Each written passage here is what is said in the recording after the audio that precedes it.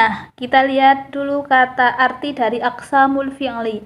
Al-aqsamul fi'li itu adalah pembagian fi'il. Jadi, fi'il itu sering kita sebut sebagai kata kerja. Kata kerja dalam bahasa Arab itu tidak selalu yang bermakna pekerjaan ya. Misalnya kayak makan, belajar, pulang, pergi, itu tidak. Kata kerja atau fi'il dalam bahasa Arab itu juga bisa bermakna perasaan, senang, bahagia, itu juga termasuk fi'il. Nah, gini, pembagian fi'il itu dilihat dari 3 sudut pandang. Yang pertama dilihat dari waktunya, yang kedua dilihat dari susunan atau komponen hurufnya, dan yang ketiga dilihat dari butuh tidaknya dia terhadap objek. Mari kita mulai satu persatu. Dilihat dari sudut pandang pertama, yakni dilihat dari waktunya. Fi'il dilihat dari waktunya terbagi menjadi 3 jenis fi'il. Yang pertama fi'lul madhi atau fi'il madhi, yang kedua fi'lul mudhari atau fi'il mudhari, dan yang ketiga fi'lul amri atau fi'il amr.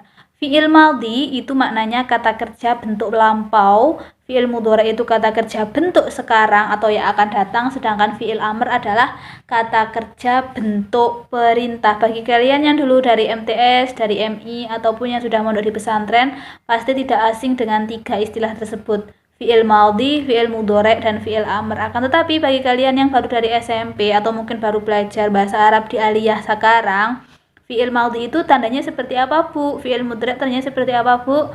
Saya akan berikan clue sedikit, walaupun sebenarnya ini tidak selalu mutlak begitu ya, tetapi saya hanya ingin membantu kalian yang baru mempelajari bahasa Arab saat ini. Jadi fi'il madhi itu ciri paling banyaknya dia itu berharokat fathah semua, 3 huruf yang berharokat fathah semua. Contoh kata dhahaba, qara'a, dakhala, darasa, akala, dan lain sebagainya. Sedangkan fi'il mudhari itu biasanya ya, tidak selalu, itu yang diawali dengan ya. Misalnya dari tadi ada qara'a, yaqra'u, yadrusu, ya'kulu, yadkhulu, dan seterusnya. Jadi kalau qara'a maknanya telah membaca, kalau yaqra'u maknanya sedang membaca.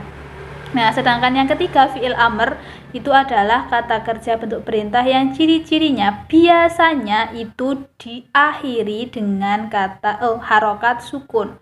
Contoh ikro, bacalah, udrus, belajarlah, udkhul, masuklah, kul, makanlah, dan seterusnya. Jadi itu ciri-cirinya ya, biar kalian bisa memahami. Bisa misal kalian pasti lihat sesuatu yuk harokat akhirnya itu sukun, itu biasanya itu fi'il amr gitu.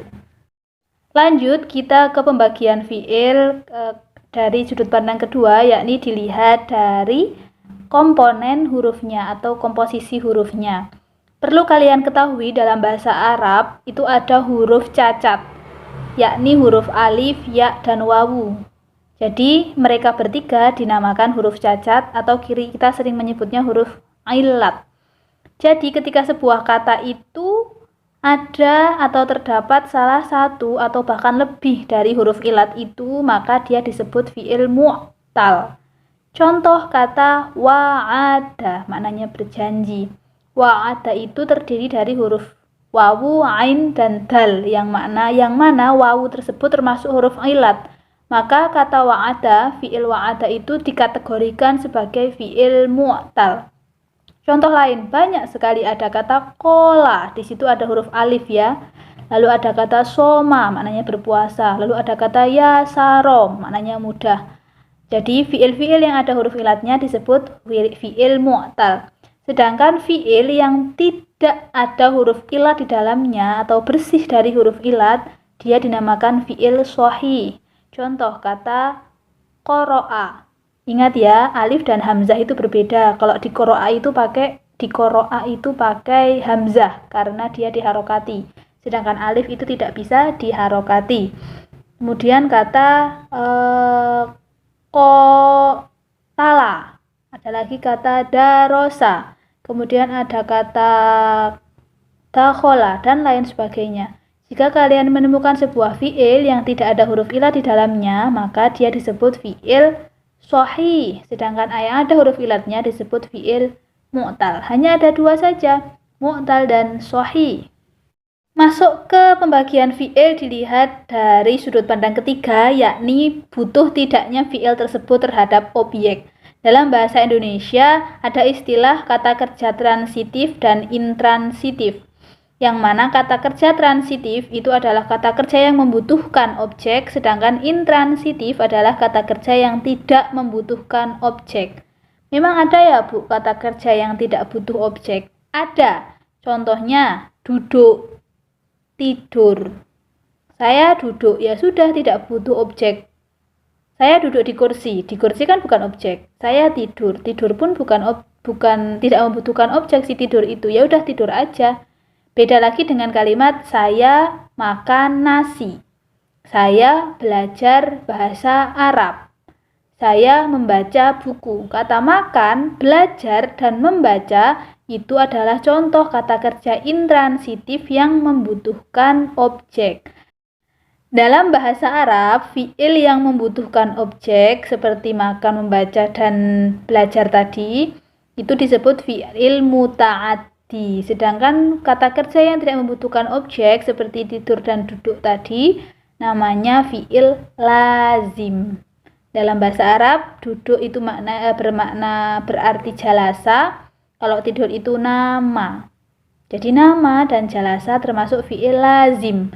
Sedangkan contoh tadi belajar itu qoro'a ya. Qoro'a, darosa, dan akala itu termasuk fiil muta'addi karena membutuhkan objek. Contoh lain masih banyak, bisa kalian identifikasi sendiri-sendiri. Baik, cukup sekian untuk materi kita pada hari ini. Kerjakan soal-soal yang saya berikan nanti di grup WA maupun di e-learning.